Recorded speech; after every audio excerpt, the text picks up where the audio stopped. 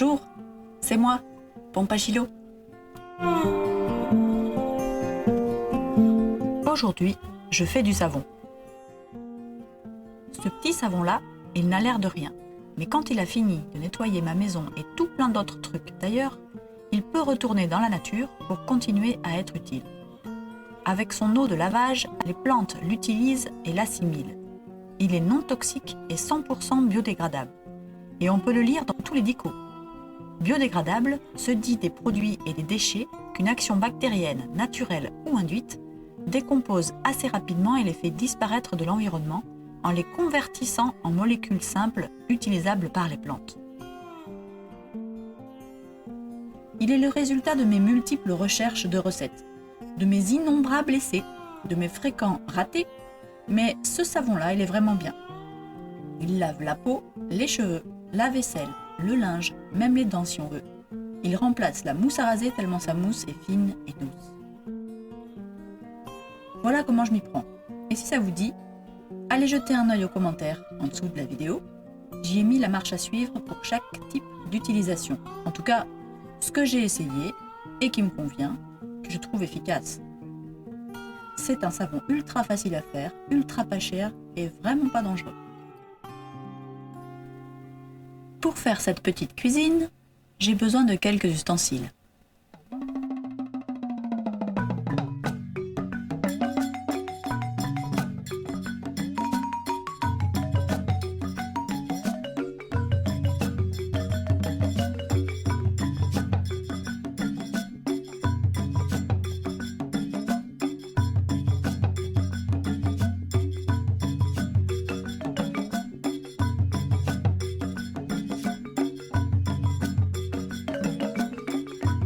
Mon mixeur est dédié à mes expériences.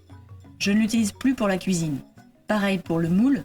Du coup, je le remplace souvent par des briques en carton. Tout le reste se lave bien. Ah oui, j'ai aussi oublié cette espèce de verre gradué. C'est assez pratique pour doser la lessive de soude. Oui, parce qu'on a besoin de lessive de soude diluée à 30,5%. C'est moins dangereux. Et puis de l'huile d'olive. C'est la seule huile qui n'a pas forcément besoin d'être combinée avec d'autres huiles solides ou des beurres pour faire un savon bien dur. Celle que j'ai trouvée pour aujourd'hui vient d'un endroit bien connu et je ne l'ai jamais encore utilisée. Il y en a tellement. À mon avis, ne vous prenez pas la tête. Prenez l'huile d'olive qui vous fait plaisir et dont la méthode de fabrication vous semble éthique. J'ai essayé en bio, pas en bio, en vrac, pas en vrac, en bouteille en verre, en carton. J'ai pas essayé l'huile en bouteille en plastique parce que le plastique... Le plastique c'est dramatique, le caoutchouc super fou, nous l'affirmons sans problème, oui c'est mauvais pour les baleines. Le plastique c'est dramatique, le caoutchouc super fou, c'est une question de respect, sauvons la mer de nos rejets.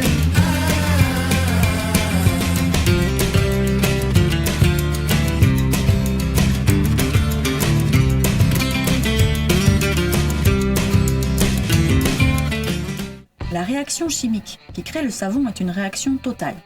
C'est-à-dire que la réaction ne s'arrêtera que quand l'un des réactifs est épuisé. Les huiles sont composées en majorité de triglycérides d'acide gras.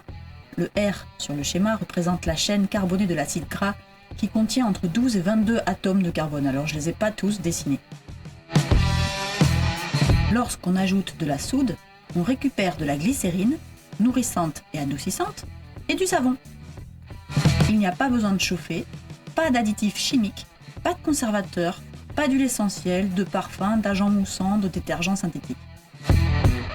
Il faut respecter scrupuleusement les doses. Chaque type d'huile se transforme en savon avec une quantité de soude qui lui est propre. Si on en met trop, toute l'huile sera saponifiée et il restera de la soude. Le savon sera caustique, ça pique, ça gratte, ça sèche, ça tire, ça brûle. Si on met trop d'huile, la soude aura complètement disparu mais il restera de l'huile pure. Et dans ce cas, le savon ne lavera pas bien, il sera trop gras au toucher, difficile à rincer, ou il deviendra rance et aura une mauvaise odeur. Ceci dit, un savon rance lave quand même. Et un savon avec une dose mesurée d'huile en trop est plus doux. Donc, pour mon savon, j'ai choisi de mettre 9% d'huile en plus que la quantité nécessaire pour qu'il soit sur gras. Alors on s'y met. 450 g d'huile d'olive, 184 g de lessive de soude à 30,5%. On peut utiliser un calculateur sur internet dont vous trouverez le lien sous la vidéo. Versez les 450 g d'huile dans le grand plat creux. Dosez la soude dans le verre gradué bien précisément sur la balance. Versez délicatement la soude dans l'huile et pas l'inverse, pour éviter les projections.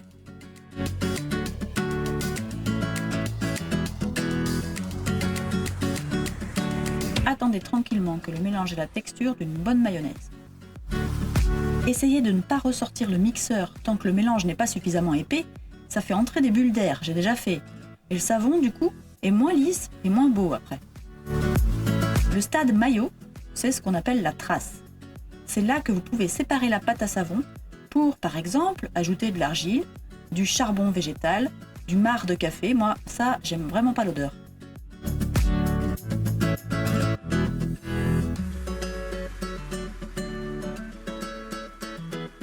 Après 48 heures en haut de l'étagère de mon bureau, le savon a durci et on peut démouler.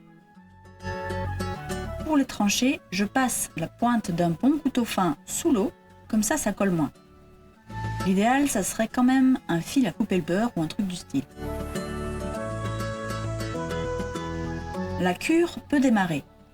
4 semaines minimum sur une grille en haut de l'étagère, pour que la saponification, qui est plus lente à froid, ait bien le temps de se terminer.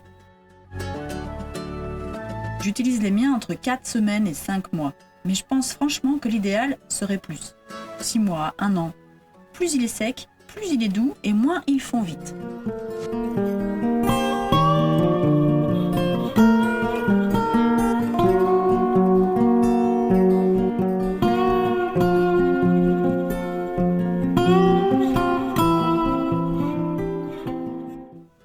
J'ai découvert juste là dernièrement en faisant mes recherches que ce type de savon est en fait bien connu. C'est un savon de Castille, aussi connu en Espagne que le savon de Marseille en France. Sauf que ce dernier est issu d'une saponification à chaud. Le savon de Castille, il était utilisé il y a déjà des centaines d'années pour se laver, mais aussi pour nettoyer les vêtements et les sols. Il nettoie aussi efficacement que de nombreuses formules conventionnelles chargées en produits chimiques, sans les risques pour la santé et l'environnement. Et c'est vrai qu'aujourd'hui, ce savon, il revient vraiment au goût du jour, car il plaît à ceux qui souhaitent réduire leur charge chimique ou minimiser l'exposition des enfants ou des animaux domestiques à des substances de nettoyage agressives. De mon côté, j'ai trouvé cette recette un peu au hasard. J'ai compris qu'il était utile pour beaucoup de choses et je suis ravie de lire au cours de mes recherches qu'il est déjà connu et utilisé. C'est rassurant, c'est qu'il est vraiment super bien.